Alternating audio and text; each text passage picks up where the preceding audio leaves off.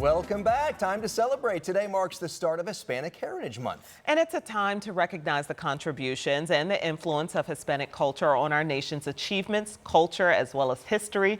Joining us now live in studio is Carolina Casareno from Indiana Latin Expo with more on this month's events. Thank you for being here. Thank you so much for having me.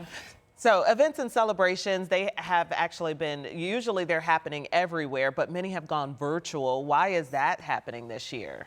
Well, it's been a discussion in our community amongst several organizations since the beginning of the year about what this would look like. And a lot of us really wanted to not kind of cave into the fear and move forward. But with so many changes happening at the federal and state level, I think that at least for us at Indiana Latino Expo and some other organizations, the safety and concerns of our community should take priority. So for us, that looks like moving the expo to a virtual format and working with community partners to try to still bring the same resources and honor the work that our sponsors are doing in the community, but trying to eliminate that fear and risk for community members. What are you hearing in the community about that? How does that weigh on you and on those who are involved?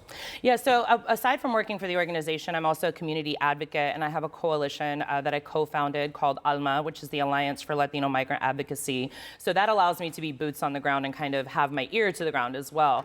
And there is a lot of fear. Many people are, trying to figure out arrangements for their family in the event that they are detained or deported, wanting to know which counties are safe to go to and which ones are cooperating heavily with Immigration, Customs, and Enforcement.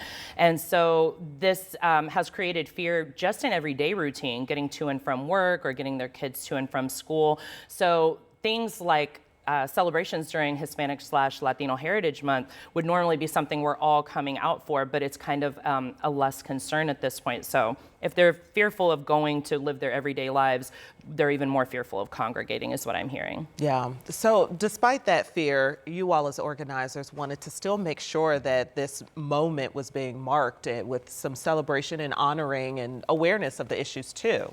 Yes, because the Latino community, especially here in Indianapolis, is so significant, and our contributions, not only to the economy, but the culture of Indianapolis are profound. And we want to continue to honor that and to remind our community members that we are a significant contribution to this society, and that it doesn't go unnoticed, and that we deserve to have some form of celebration for ourselves as well.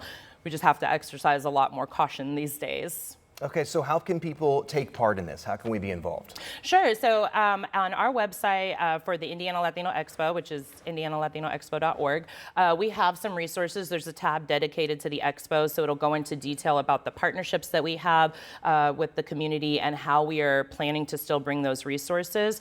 And then I'm hoping to be able to update as people are confirming whether they are doing in-person events or not. Okay. I know that like Carmel recently had one this past weekend.